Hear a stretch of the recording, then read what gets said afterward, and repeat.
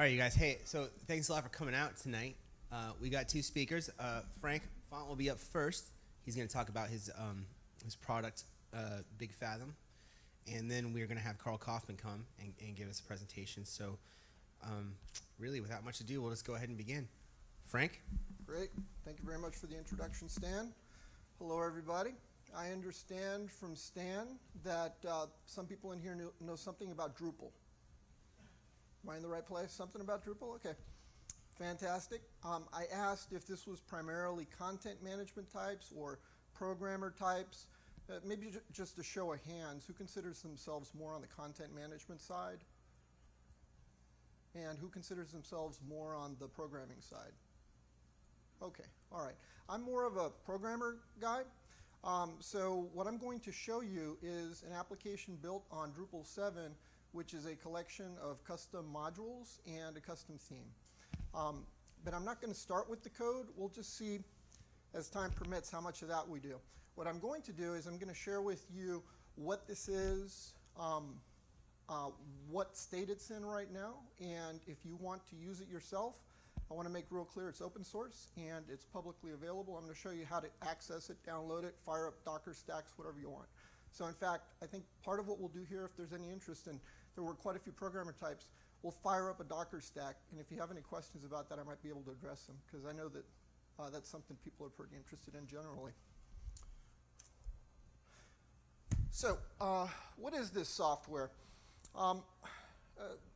Like many of you, I've been in the software world and in the business world for a long time, and been less than super thrilled with the tools that were available. Some of them, they do a job that's pretty well done for a specific purpose, but it's sometimes there's more work, it feels, to do to get around some shortcomings, conceptual shortcomings, than it feels is necessary. So the genesis of this software is to try to bring into an application something that people can use to get work done, and in that process actually help steer people toward doing work in a way that's more productive in general, to identifying goals, sharing goals, working collaboratively toward achieving goals. And from the inception, the intent was to open source this, which as of this morning, it's officially open sourced. It's on GitHub. There is a website which just went live this morning, open sourcing the software, all the information about it. There are forums where you can create an account. You can participate in dialogues like, hey, this isn't working for me. And you know, if I can answer it, I will answer it for you. And hopefully, at some point, other people feel you know, the inclination to participate and add to the discussions. As I mentioned, the source code is entirely open source. It's on a repo. All that information is on the website. There's also a Docker repo where there is a Docker file for the machine that's got everything configured. It's Drupal with this application, with these modules, and a theme loaded. And there's also a stack. For those of you that are familiar with Docker, a stack is a collection of virtual machines. So you can fire up that collection and have it run. The stack that's in there in the repo, which is in fact the same thing I'm going to use here to demonstrate the app, includes phpMyAdmin as one of the machines. And Big Fathom is on the Docker website in the registry, so it's a public image. So if you have your own stacks that you're doing things with, you could literally just declare, you know, include Big Fathom, and boom, it just becomes part of your stack. And there's a YouTube channel. Not with a lot of content right now, but it's got a couple of silly things. All right, some challenges with the current software. And I think this is a fundamental one. When people feel that they already understand something well enough, they don't want to hear about alternatives. So there are some things that are in this software which are very different from the way folks that are successful in the way they go about their business are already familiar with. And that's just a struggle. So there are paradigm shifts in the software, and I'm going to show you one of them which is cool. People tell me it's cool, and at the same time they tell me, hey, but that's not the right way to do it. I can tell you from having worked with the prototype in a couple of settings that it's been very useful. I've worked with some people on specific tasks in a work environment, and we've done some diagramming, and everybody came away from it understanding what we had all talked about doing and how we were going to get it done. Some people say it's ugly. You'll see that yourself. And it's got bugs. I had an analogy for a friend recently, which is if this was a car, I like car analogies. I don't know why. But if this was a car, it gets you down the street. It does some things pretty well. And it's got a lot of neat buttons on the dashboard. Some of these buttons, if you push them, they're going to eject you through the sunroof. So it's not a finished product. That's part of the reason that it's open source the way that it is. Part of the feedback that I hope to get is from people that are using the parts that they like, sharing feedback going, hey, these parts are working pretty well. And the parts that are not working so well, we'll make some decisions. Should we cut them out of the minimum viable product, or should we fix them? So some of the innovations in the product are drag and drop dependencies, visual and classical collaboration. What I mean by that is you can visually collaborate with people on goal setting. You'll see lines and diagrams, or classically, which is like the spreadsheet view, and you can jump back and forth between the two. It's the same data. Time management dashboards. If any of you are familiar with Stephen Covey's time management matrix, it does that for the work that is in the system. There's in-context issue tracking. So if you have a topic that you want to bring up with the folks you're collaborating with, you don't have to go to another system to do that in a separate channel and then try to work out a way to keep those things linked. You do it right in the system. You just start a dialogue, you start a thread, and you can have multiple threads on any work item. And you can, including creating threads, you can add artifacts. So within the system, you can just start uploading artifacts and use it as an artifact repository if that's what you want to do. It does automatic on-time probabilities. So if you have some work that you've recorded in the system is going to take 10 hours of effort, and you've recorded in the system that you want to get it done by tomorrow, the system can very easily point out that the probability is pretty low. There are heuristics and algorithms in there that do better than just telling you it's unlikely. It actually works out a computed probability, and it chains them. So it's not just for those items that are declared with a date and an effort. It's for all the items. It follows the chains of work so that even if you have sparse declarations, like you know that you have a main thing that you want to get done by a certain date, either it's a client deliverable or some personal goal that you've set for yourself, and you haven't declared dates for anything else, but you've declared some effort for some things, that's enough. The system will actually give you a probability of on-time completion. And it also, I have it here, autofills from sparse inputs. So, you know, you take a guess at some information that you have and some you don't have, you hit a button and it generates a Gantt chart for you and a schedule for you. And if you go, that's no good, you change some things, you hit the button again, it generates a new one for you. Resource loading and leveling. So the system is aware of who's working on what and whether they're overworked or underworked, etc. There is the notion of shareable templates. So if you have something that you do on a regular basis and you find that you're doing it very well, you can actually share that approach, that plan, genericized with others and get a head start the next time you're going to do that kind of work. There's the notion of sub-projects. So when you're working on something that needs to get done, at least it's been my experience, the world doesn't come to a stop while you work on that one project. At least the world I work in, there's multiple things going on.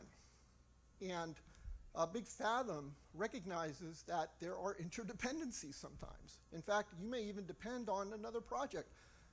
So in Big Fathom, it's pretty straightforward to say, well, you know what? I'm really depending on the completion of this other project maybe somebody else is working on. And that filters in. And it also filters into the on-time probability of your own project. And the whole thing chains through. Multi-dimensional critical paths. Modular, completely extensible. What I mean by modular and extensible is it's written entirely in Drupal framework, custom modules, and a custom theme. And it's completely open. There are no proprietary elements in this application. So let's go ahead and launch the application in Docker. Just to show of hands, who here is familiar with Docker? Okay, most people are familiar with Docker. Great. Let's do this. I like to run Docker on my Windows machine in a Linux virtual machine. Who here is running Docker on the Windows operating system without the benefit of a Linux intermediary? Yeah, I didn't think so. I took a look at that. Not a good thing. Not a good thing.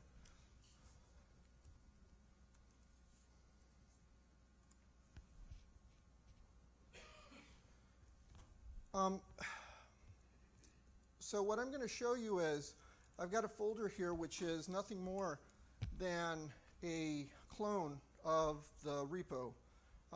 So this is something you can run yourselves. I'm going to run one of the helper scripts in the application stack folder, the start script.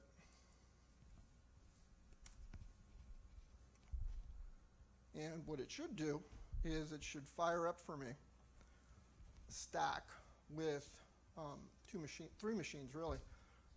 So there's a SQL Server. I'm sorry. There's a MySQL Server machine, and oh.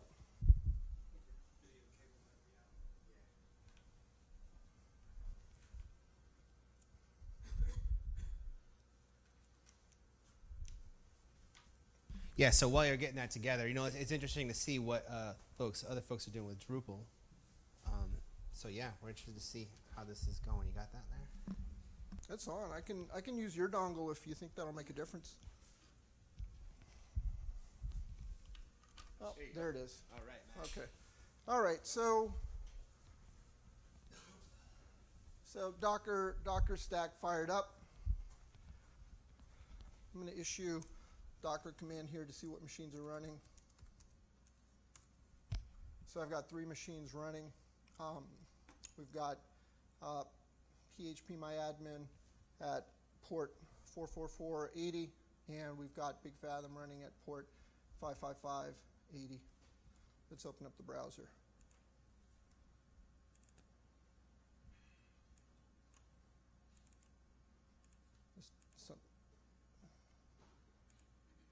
Open up the right application.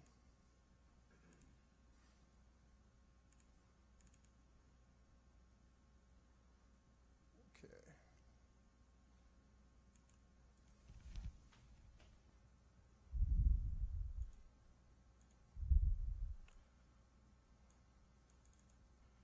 Looks like my video driver is giving me some grief here. Let me see if I can do anything about that.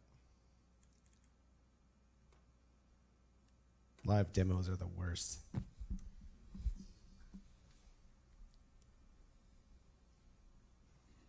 right.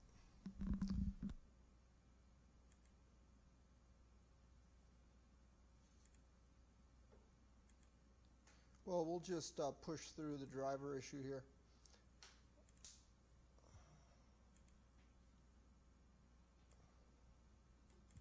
All right. Well, let me log out. All right, so when you first fire up Big Fathom, you get a login screen. I'm going to log in as the administrator. It's an especially privileged account. Some of the technology in here, I'll just mention it as we go through. Like all of these things are live. They're Chart.js. Got Chart.js in here in a few places. When I mentioned the time management matrix, so This particular little demo project, which is what gets installed when you install the application, it just creates some John Doe, Jane Doe accounts in an administrator. It has some work items, and it's the quadrant system that Covey came up with. So these are all the work items in the system for this project. Well, actually for all the projects, right there.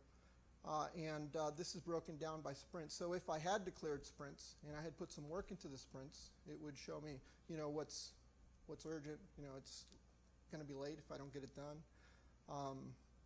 Also things that people have highlighted, either a bug report or just an incident or an issue that they brought up. It groups those together.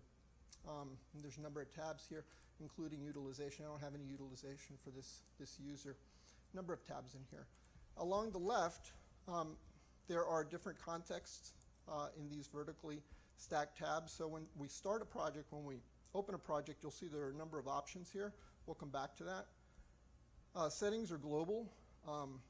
So Big Fathom being more than just a widget to do one specific thing, it has functionality in here to help folks organize bigger aspirations, bigger thoughts. So literally you can start or you can ignore vision statements, which are, you know, things that broadly you want to get done, and you can map these things to your goals. So if you want to make it a metric within your group, your organization, to go, well, okay, these things that we say we're going to do, how do they map to our vision for the organization? So that becomes something that's possible. Project console template, people. We have reports. I'm logged in as the administrator. I mentioned that the system knows about utilization. It goes into quite a bit of granularity, actually. If you want to, you can actually use the system to define custom availabilities. So people can self-manage. You know, people log in, they're like, oh, I'm going to be on vacation, or I'm going to be working part-time, whatever.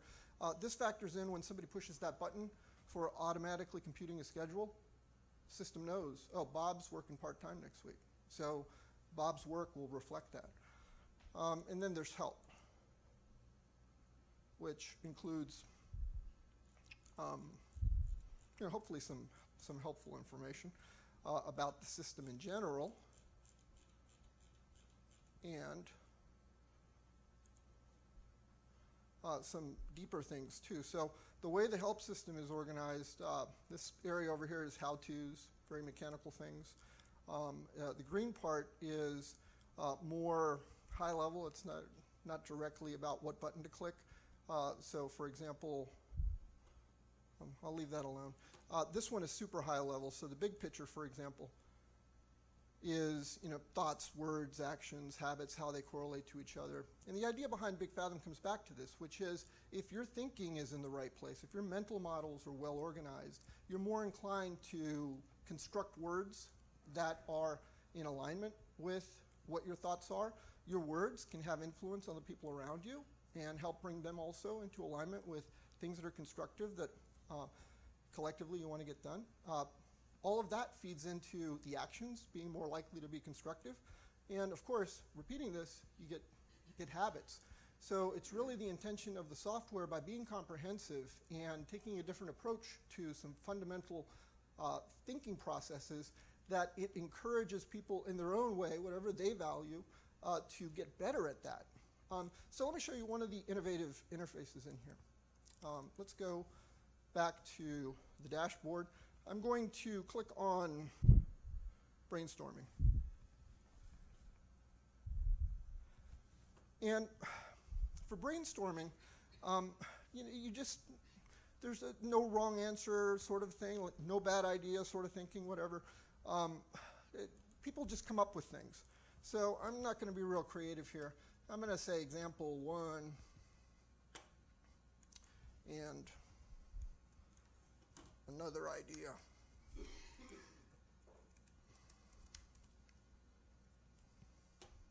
I'm not even going to categorize them. You can keep on doing this. What I just did, by the way, anybody sitting at their computer pointed at the same web server can do it. And it'll show up on your screen. The things you do show up on their screen. So it's collaborative. It's interactive. You don't even have to be in the same room. So example 1, let's say, you know, we talk about it and we agree, well, example 1 is a goal for us. You know, we think it's worthwhile. We really don't know how complicated it's going to be. We're going to possibly have to do some more research. We've just made an assessment that can have some impact on how much time we may need to allocate informally. But we've made that assessment. It's very easy to do. Somebody might say, oh, that's easy. And they go, oh, it's easy? All right. Well, then maybe you own it. So within Big Fathom, where the thought process starts to be impacted is very early on, making just a very easy assessment. Is this something we know very, very well, simple? We use the word task here. Or is it something that maybe we don't know that well? Maybe somebody else does, but they're not in the room. So for us, it's a goal. And you categorize this way, and it's very easy to do. It's drag and drop. You just grab it, drag it. You change your mind, you go, no, no, no. Somebody comes back to the room, they go, no, that's not. And you haggle about it, whatever. In Big Fathom, one of the goals is not to burden you with the mistakes of decisions you made when you knew less. So at the very beginning, you're making these assessments, but they're not going to be a burden because you can change your mind later. So what I'm doing here is I'm going to click on another tab, which is where we declare the relationships between the work items. So in this particular project that's already in there, the end goal is the Big Fathom application is ready for use. And in this project, the claim is that to get there, and let me zoom in on this. This is D3. I'll just try to mention as we go through, what some of the technologies are. This is leveraging an insight from the Fifth Discipline, which is a great book by Peter M. Sench, which makes the observation that to really understand complex systems, you need to understand the lines of influence. This is not intuitive for most folks, including myself, up until the time that I really, it dawned on me what he was saying. Big Fathom puts front and center the significance of this. So you organize your work by identifying completing what influences what. And it works in the manner that Stephen Covey from the 7 Habits advocated, which is always begin with the end in mind. So if you're going to set out to do something, make sure you've already got an idea of what it is you want to do, and then you work back from that. So in Big Fathom, what happens is when you look at a diagram, and I've tested this with people at varying levels of, and I'm 2 more minutes on this and then questions. This is stakeholder friendly. You don't have to be technical. Doesn't require a lot of explanation. What this is saying is to get Big Fathom done, you need to create key user accounts. You need to create initial project groups. You need to train key users. What do you need to do to train key users? Well, we haven't thought about it. What about create initial groups? Well, we need to install Big Fathom Core. What about this one? We need to install Big Fathom Core. You know what? I'm going to say we need to install Big Fathom Core before we train key users too. I just feel like it. That just seems to make sense to me. And you know what? I think we need this thing to create key user accounts. And we're just going back and forth. You know what? We need to do example 1. I'm going to refresh that page.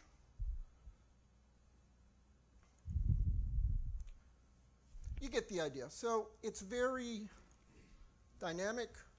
You can change things, and once you are satisfied, or I use that word carefully, because there's no once you are. You can keep going back and forth everywhere at any time. You can go back to brainstorming at any time. I'm on the grid view of the same information we were just looking at. I'm going to say 6 hours for that, 3 hours for that, and I'm going to hit autofill. I didn't put any dates in there. If you don't put any dates, it'll assume, oh, okay, starting today.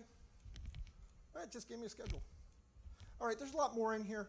I want to remind you that there's a website that answers, hopefully, all the questions that you could think of. And it's built on Drupal, using the forum module, by the way. And hopefully some of you will create an account, it's free, and start participating. And I think that's it. Any questions? Yeah, hey, Frank. So Could you go back to that interface, the drag interface that you were doing the relationship diagrams with? I was just curious. Could you go into a little bit more detail what technologies you use to build that? Sure. Let's go back to the Visual Console. And that interface in particular works best when you have a big monitor. When you have a little monitor like I've got here, it doesn't look as good. It's not as expressive. Sure. So that's what that dialogue is that comes up there. It's like, hey, you got kind of a small monitor. You're going to have a bad time. What are you asking about this this interface? I just was curious what technology it's built in. You got. So, I mean, you said it's Drupal open source, but are you using contributed modules? You said now you told me before you started the presentation that most of the stuff you built with custom modules. That you are a custom guy, but for some of us here, we're developers. But the Drupal way for a lot of us is to find contributed modules online and piece together the technology, and then use our coding to finish the last 5 or 10%. There were no contributed modules available that could do what I'm doing here. None. So I could either write this application from scratch or use another framework like maybe a Laravel. If I was starting today, maybe I would use Laravel. But when I started this a little over 2 years ago, I was already familiar with Drupal. And I didn't want to roll my own entire framework, user account management, and all these other goodies. So I started there. This is not your classic Drupal implementation. This is not going into the views and creating things that are stored as features and so on. No, this is custom modules. So when you talk about, well, I'm going to go look for a contrib module, this would be an example of a set of contrib modules. So if you wanted to do something with Drupal, you could literally grab these and pull them into your site and then maybe do Drupal-y things. But these modules themselves are not Drupal-y. They are PHP, and they are custom frameworks, including the D3. There's some acrobatics that went into making D3 do this. Does that sort of answer your question? Yeah. Let me, since you're asking kind of a technical question, let me show the portal, which actually makes real clear, I think. This is how I got here, by the way. So.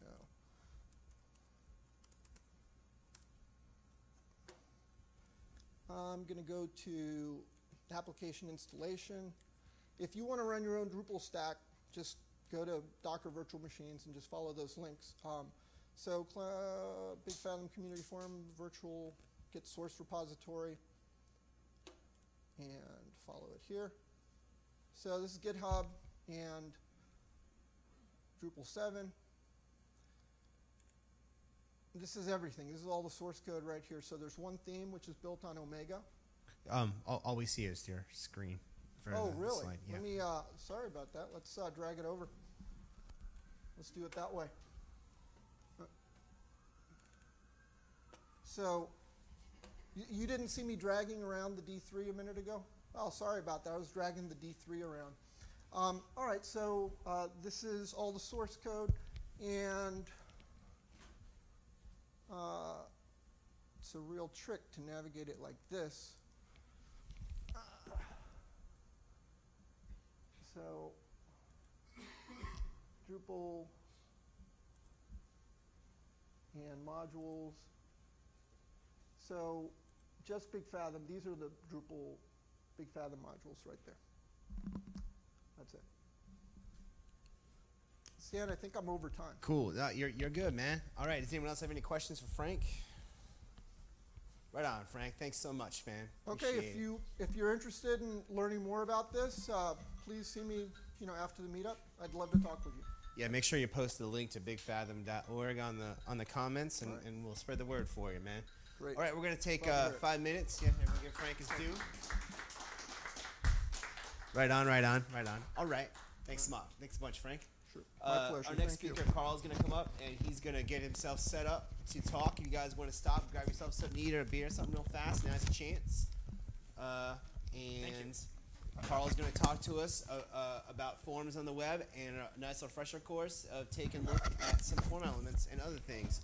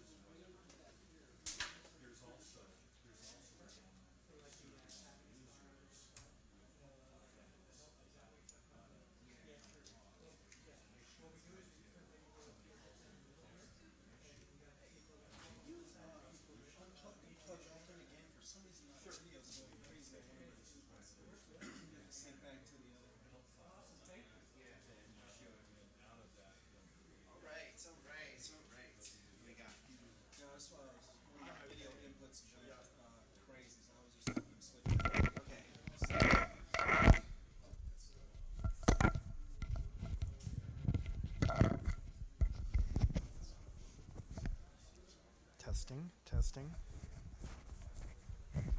testing. Yeah, you're on, dude. You're on.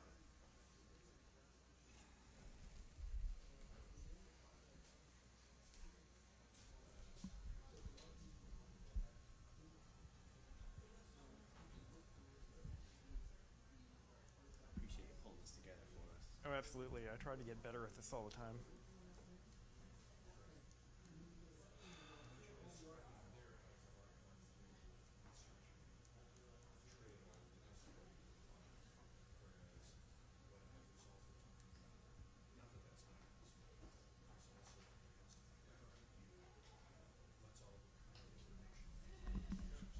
So hey, while we're getting this set up, I wanted to talk to you guys real quick about something that would go coming on next month. So Scott, Carl, and I we're thinking of getting this like experts genius bar together, so we can offer Drupal help to folks who might want it, and also get a chance for the experts to see some interesting projects that are out there. So if anyone's interested in participating in our experts panel, Scott, I think, has a word to say about it right now. No. Oh, you don't? I'm good, but you know. But you're talking here. When I've seen it done at other meetups, we put a big long line of tables down the middle of the room here, and things that people might need help with, certainly coding things or, plugins, that sort of thing. But also, people may need some design help. They may need some entrepreneurial help. I'm trying to get my business going here, and so a lot of us have skills other than coding. And so. If you're able to provide that kind of assistance in any of maybe 4 or 5 categories that we'll identify, broad buckets, and then we'll try to find people that can help you that night with those things that you're trying to accomplish.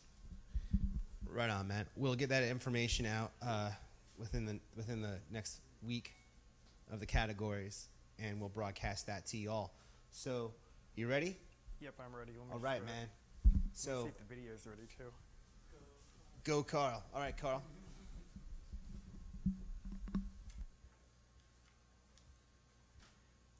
Yeah, I know we had a few little video issues right here, so we're just going to check on that very quickly. We're actually going to get up in the ceiling day after tomorrow and rewire all these TVs with hardwire with HDMI cables. Because this pristine ceiling is about to get breached for that very reason.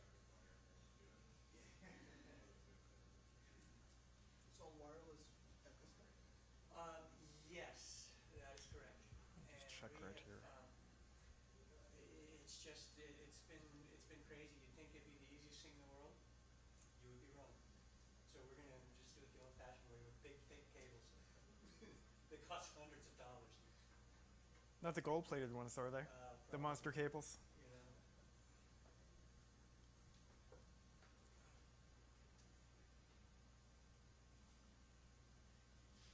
It's a very nice space you have here.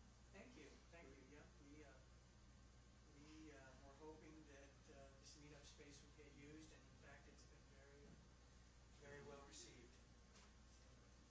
I think your cable came. Yeah, I'm going to plug it back in.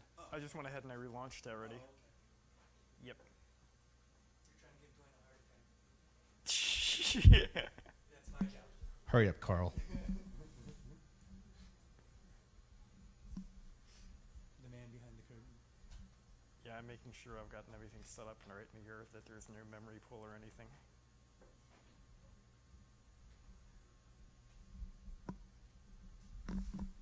Hey, so while we're waiting for this to get set up, let's take an informal poll. Who here is using Drupal 8 on a regular basis in their jobs? Okay. How about Drupal 7? Yeah, so we got mostly Drupal 8 folks here. We're working on a project. We're preparing a migration up to 8 on a large scale project. So, also while we're waiting, let's take an informal poll. Who here is interested in back-end coding? Okay, cool. I'm looking for presenter speakers. What about front end? Anyone interested in front end? We got some front end site builders. Okay, all right. I guess, I mean, well, the other topics we'd be looking for would be like entrepreneurship, or, I mean, there's DevOps, right? Any DevOps folks here interested in that stuff? Over the course of the, yeah. We good to go? Let me just check one thing here. Seems kind of odd. Apologies for the Murphy's Law technical tonight, huh? difficulties, folks. So, yeah, over the course of the next few months, we'll be looking for speakers to fulfill those topics. So, also, if there's anyone who wants to have a chance to present here at the meetup, you can reach out to me or Carl. I'll tell you what, why don't we just do the introductions while we're waiting to figure this out? So I'm Scott. Should we hand this or we? yeah, we'll just hand it around. Why not? So I'll start. So I'm Stan Asher. Yeah, everyone knows me. I work for Accenture, and yes, we're hiring. Come see me because we get lots of money for bringing you on board. I'm Scott. I work here at Chief, and I'm not a developer or a coder or anything, but I am an entrepreneur, and my interest in this group is to quadruple the size of it. And so if anybody has ideas for us of how we can actually get the DC Drupal community, which I know is there, because we've been working with them for 15 years, to actually come out once a month and participate in this event, please let us know, because I'm determined to fill this room up. Mike Weaver, and I work at USAID, and my Drupal portfolio currently is building Drupal sites in AWS GovCloud. I'm Frank, and I'm passing the microphone.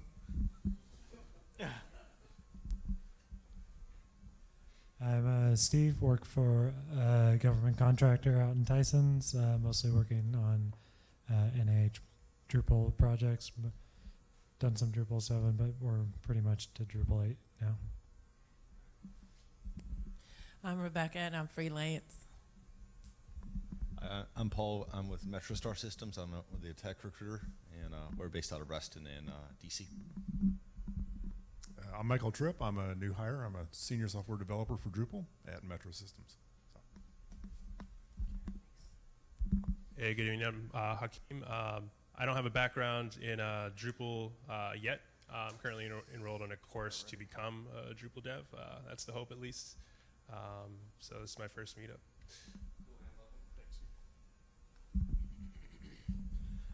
Good evening, everyone. My name is Michael Green. I work for Accenture as well. I'm new to Drupal, I guess, in a way. I've been on my project with it for a year now, using Drupal 8. Definitely trying to figure out what's going on, how to figure it out. So hoping for any tips. Hey, I'm David. I'm just started using Drupal to start my business called Beat Finance. We're going to be going live with the site soon, and I'll send a message out to everyone here to come and check it out. Hi, I'm Emmeline, and I am a web developer for a nonprofit called Freedom House. Hi, I'm Jenny. I'm a Drupal developer at Mobomo. Hi, I'm Ellie. I seem to be involved with the core mentoring team and currently working up to DrupalCon Nashville.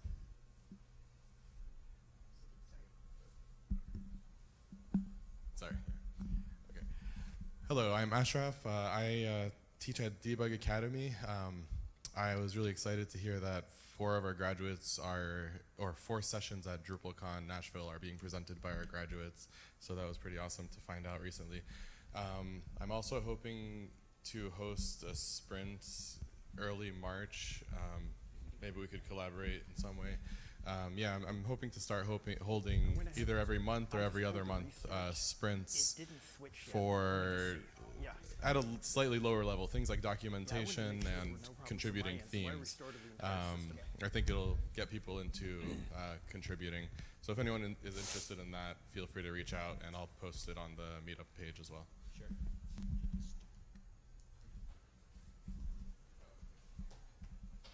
Just one more minute. Hi, I'm Jose. Do SharePoint work for DHS as a contractor, and I'm interested in just getting more acquainted with Drupal for some side projects.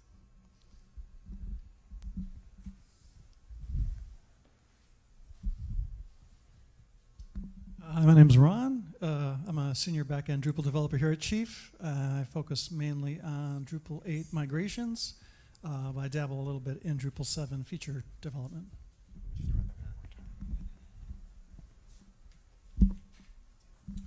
I'm Ted Spencer. I'm doing voter education nonprofit, building the site in Drupal 8, and looking for people that are interested in getting involved in a nonprofit Everything looks okay on my end. It just looks like it's going to go straight up.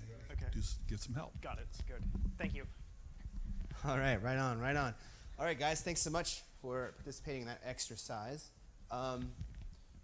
Really interested about the sprints, so we'll talk about that. And now, our technical problems appear to be over. Carl. All right, well, thanks for putting up with the technical difficulties we were having. I'm Carl Kaufman. I do design, development, and UX work, also help organize the DC Drupal Meetup with Stan and Scott. And I'm going to be talking tonight about creating effective forms on the web. Of course, when it comes down to this, of course, I would say one of the best principles to stick by when you're doing form design, like any other type of design, is to look at simplicity and always simplifying and making it easier for the users. For a brief introduction about myself, I started out in visual design, doing print and branding, moved into web design, IA, and content strategy, and also community involvement here in the Drupal community. In addition to working with the meetup here, I'm also doing design and development work for GovCon 2018, and we'll talk about that a little bit afterwards. As far as form design is concerned, one of the things that's important about them is they're critical, but they're often a neglected component of the web. And of course, we interact with them a lot, but do we really spend that much time designing for them and looking at it from the user standpoint? And of course, this can have a lot of ripple effects, and just about everything we do on the web has some type of form interaction at one point or another. As far as why bothering with it, the main topics for form design are, of course, as I had mentioned, because they are an integral part of our web activities. They're often the gatekeeper or entry. Of course, when we have logins, when we have to sign up for events, going out for conferences, and especially with doing e-commerce.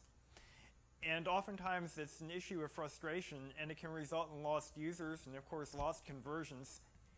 And regardless of your site's mission, they're a critical component of what your users experience there. As far as the case study is concerned, this is how some things that are apparently simple can be complex and costly. Jared Spool has talked about this a lot, and it's one of his key issues for user frustration that he often brings up. One of the examples he had for a major corporation online was that users were coming in to doing their e-commerce work, filling up their shopping cart. Just before the payment information, though, registration and login were required. This wasn't an option. They had to fill it in. Now, oftentimes, of course, what happens to users is, especially if they're not using a password keeper, is they either didn't remember or they felt like they were being asked too much personal information. And even if they tried to reset their password, it was often difficult and didn't help them much. Because of the password reset issue, only about 20% of users would actually complete their purchase. Now, of course, that's a lot of money right there. As far as the result for this particular corporation was, the calculated revenue lost was roughly $300 million. Now, I know that most of us aren't going to be facing that type of money, but it's one thing that's important to be considerate when we're working on form design. As far as the process is concerned in working with this, as far as the elements are concerned, I stress this enough in all my projects. It's designed from a user's perspective, and that includes the frustrations. I'll get into that a little bit more in a moment. Also, it's good to only ask for the information a user needs to complete at a given time. I mean, oftentimes, of course, we may be looking at, say, marketing needs, or, of course, perhaps there is an issue for PII, say, for example, if it happens to be health information or something like that, not even getting into something with HIPAA. The most important thing, though, is to make sure that you're at least explaining to users, which I'll show also in a bit, why you need that information. Don't pressure them for it. That's, of course, going into this, is how are they going to react to giving up that information? Some people may just be scared off or frustrated. And accessibility. This is another thing that needs to be stressed, especially when it comes down to government sites, and I'll show that this can even be done with HTML and CSS and no JavaScript. One of the things, because of course coming from a user experience perspective, I would say that it's important to have personas, even if they're a proto. It's often, I think, of course, especially on deadlines, and because forms often get left off as something that seems as an afterthought, it's important to consider is how a user is going to affect this. I realize we all may not have the time or budget to go out here and actually do actionable user testing. One of the things you can be working on, and this is even for a Fortune 500 company I'm working with right now, they also don't have time and money even the budget. As I'll show on the project I'm working with, though, we use proto-personas to go out here and have somebody we can actually effectively argue for when we're building a lot of these form interactions on the site. Another thing also, this was a Drupal project I'd been working on a few years ago for a conference, even mapping the user flows. And I found that this is also good not only for going out here and showing stakeholders what a user may be, frustrations that they may be hitting, this also shows some of the application and data flows. So it also helps with developers when you're working on a project here of seeing all the interactions that a user is going to be taking and even your web application and how they all come together. Responsive form design, this was the project that I'd been working on for UXPA 2016. This is all done in D7, and because of some of the things we were working on, of course, on a limited budget, there was only a two-person team for design and development on this. We were using a lot of out-of-the-box modules, including Drupal Commerce. And of course, as any of you who have ever worked with it know, it may be fairly powerful, but when it comes down to a lot of visual presentation and UX design, that's where you can run into some challenges. As you can see here, a lot of this, what I did is to go out here and clean up. Of course, we couldn't do away with a lot of field sets and things, but there was a lot of cleanups, and especially when it came down to grouping a lot of the functionality together, making sure that things were making semantic sense, and also that they were optimized for touch. As far as the code is concerned with this, HTML form spec is fairly open on what it talks about here. The main thing behind it, of course, is to make sure that you're keeping things fairly semantic or coming up to this. I know that there are oftentimes, as it can be with any other type of web design, it's easy to throw things together. That will kind of affect things when it comes down to the way that forms are actually filled out, and especially when it comes down to accessibility. As far as D8, there have been a lot of changes, and of course now that we have, now, of course, that their normal field elements are being used in web form, D7, of course, had different types of data elements that would be handled for this. Now in D8, that's no longer the issue. Contact, though, can be useful, albeit it's minimal. One of the things I'll go into that about saying is, a good thing about web form is there's a lot that can be done through the GUI. I'm sure a lot of you probably have experience with this. I would say one of the challenges I have with Drupal and often having to go through from a code standpoint is actually going in and basically using twig templates to clean up a lot of the markup that web form produces. In D7, that was a little bit messier than it is in D8. I would still say, though, coming into what I'll be showing in a little bit as far as code is concerned, if it's possible to clean up some of the code, especially when it comes down to presentation, it can go a long way. Going into this, oftentimes what I start out, even whether it's a Drupal project or not, is going out here and basically this is all set up in hand-coded HTML. The thing about it is this is what's important is here showing into the structure, is making sure that things are following in a proper order. I was into a discussion with a local Drupal developer on Twitter recently about this too. Part of the challenge oftentimes when forms are placed in is we may be leaving things like labeling what different elements are. That has a major impact if you're coming into, say, address fields. That was one of his gripes and how we got into a discussion, and that's why it's important even looking at code like this. Sometimes on a Drupal project, you may have to go in here and create a custom twig template. So even though this is HTML, it could easily be converted over to that. The main thing is to make sure that the code is clean and it's in semantic order. As far as examples are concerned, popular logins. This is one of the things, of course, that we have to be working on even on Drupal projects to begin with.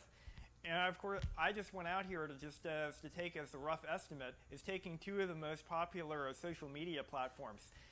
This is approaching it as a non-logged in user who does not have an account. The one thing I like about Twitter is it's only asking for 2 pieces of information. That makes it easy for people to sign up right away.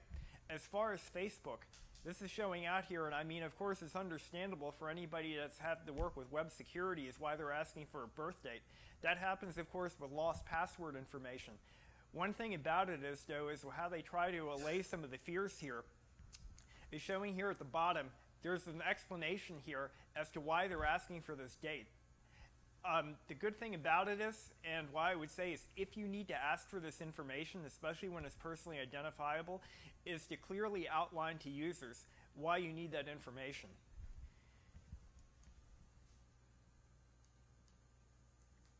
As far as the painful information, though, going back to the example that Jared Spool had been talking about that I had shown, this is for going out here and just making any type of purchase here on the Toronto Blue Jays MLB team website. This is for any type of purchase. Everyone has to fill out this information. As coming back to the example I showed, this is going to turn off a lot of users, especially on mobile. So you really have to ask yourself, if working on a project like this, is it necessary for users to complete that task? In most cases, it probably isn't. I would assume, looking on this, and this was cited as a case study example too, I would assume that probably marketing and development had a big push in this, not user experience. As far as cognitive load is concerned, this is another thing that is a major concern here. This is a project I'm working on right now. It's a data visualization application for CEB. This comes down to what a lot of HR information is concerned with. Granted, a lot of the user base that we're working on for a project like this is very technically adept, especially when it comes down to data. But what I'm working on right here is, you see on the side rail, a lot of the information that's coming up here, say if a user is going to go out here and do some sophisticated data analysis, on the top level view, all of that is shown to them what they're going to need to accomplish their task, especially also when it comes into the flyouts. It's easy to go out here and have a standard HTML form select, for example. Part of the challenge, though, and this is where user research comes in, if there are a lot of choices, as is shown up here in these examples, it's hard for a lot of users to actually hold on to a number of these pieces of information, especially when making a multiple select. That's why I take, for example, if a user is building a data comparison right here, and it's coming on multiple levels, I made sure that when we're building this out here in these mocks, that say on their first choice, they see what they're looking at. At the same time, when they're going into a deeper level select, all of that is still available so they can see what's going on and they know what choices they're making. It isn't that they have to remember a lot of that, because that makes a lot of the other tasks that add on top of it more difficult. Even when it comes down to something like date pickers, there are a number of examples of the way this can be done. Here we were basically designing for the novice and the advanced users at the same time, so I split the screen. Granted, a user, if they want to, can go ahead and type in the information. If they want to use the date picker by clicking on the icon, this is how it shows as a two-step process of going out here, setting a start date and an end date for the range of the information they want to be analyzing. In addition to that, especially if users are working on a touch device, say it's a tablet, they can click on advanced options, and here are a number of quick selects. And again, this is showing, like, say, for example, if a corporation has a certain amount of data available in the application, they see it by year or by quarter. If they want to make, again, a single choice or multiple choice, it's all out in front of them. That way, if they come back to make changes or edit, they can see all the information instead of having to kind of conceptually model it inside their head. As far as the conclusions are concerned, some of the important points when it comes down to web design is generally, of course, is with labeling. It's best to keep it on top. Granted, we can do a lot of pretty cool things when it comes down to JavaScript and CSS, but for the main thing when it comes down to tests, it's good to have it actually on top where users can see it. Going into that also, as I have here in this example, there is some placeholder text in. Part of the challenge is, unless it's actually helping, it can actually become a major frustration point of users if I would have taken the labels away from this and simply had the label as placeholder text. Because as soon as the user starts typing in here, they're not going to see that information anymore. Granted, if it's fairly straightforward, that may be okay. It can be a major issue of frustration at times, though. As far as ordering, as I'd mentioned before in the code, it's good to keep things in semantic order here for accessibility as well. Make sure that things are actually following in a coherent order. That also comes into grouping elements. Disabled and required. Now, especially with Firefox and the updates that are coming in, there isn't a lot of conditional code that needs to be done anymore. So you basically have a fairly uniform experience you can design. Just make sure that if you're doing this and marking it clearly, that users are able to see it quickly, what is going to be disabled and required. I've shown a few examples in this coded form here as well. And focus, this is necessary for accessibility. I know at times, like what I've been doing here to help also with tap elements, is going out here and using a lot of pseudo elements inside CSS to make them more tap friendly. Part of the challenge in that, though, is when doing away with, say, checkboxes and radio elements that are provided by HTML, you lose some of those focus elements. That's where it comes into some more advanced coding, but I managed to get this all done without JavaScript. And so I was basically killing two birds with one stone here. One, making sure that the tap areas were large enough for fingers, unlike standard traditional HTML elements, and two, that it still works for accessibility if you were to tab through this form. And personal information, as I'd mentioned, ask for only what you need and explain why. And text inputs, this is another thing that's important and comes out from a lot of research to back it up. When you're going ahead and setting it up, and that's why they're different sizes here, is to make sure that they're sized relative to the needed user interaction. Here, for example, I'm showing, say, a short line and long form. This helps users get a better gauge of how much information they need to enter. Say if it happens to be a bio submission, or say if they're even submitting a talk. And as far as tap areas, as I had mentioned, they're designed most of the time, of course, for pointer devices. When it comes down to mobile, this, of course, came long after the HTML original specs came in, and that's one thing you would want to look at for making things more accessible. And I guess I'll wrap it up with a quote by Da Vinci, and as far as more suggested resources, I've got some ones that I would highly recommend here, and thank you for allowing me to present tonight. Thanks, guys. Does anyone have any questions for Carl? Yes. Well, hold on. Let me give you the microphone here. I heard you mention Twig. I feel I should know what Twig is. Well, Twig actually is about, as a matter of fact, in Drupal 8 now, with a lot of the markup is, that's what you're basically writing this in. Say, for example, if you're going out here and you want to redo like a basic page, for example, or other type of element within Drupal, and instead of using the templates that are provided, you can basically copy a lot of these out of core. Now, it may sound a little bit confusing about that is, but of course you're using variables in. If you know how to write HTML, you can easily write Twig. Yes, back here.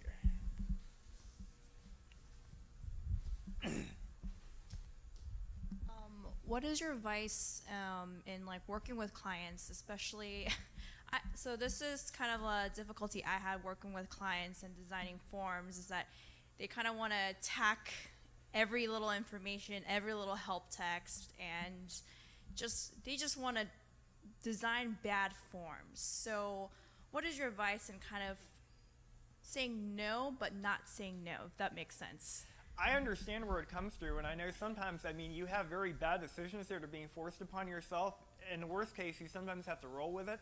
One thing I found is, especially when I showed, for example, the app that we're working on with CEB, when actually at times I would spend the extra time to go out here and mock something up and show it to the client. Sometimes even with that, what we would do is we would even be doing whiteboard comps with some of the stakeholders, or even doing a paper prototype.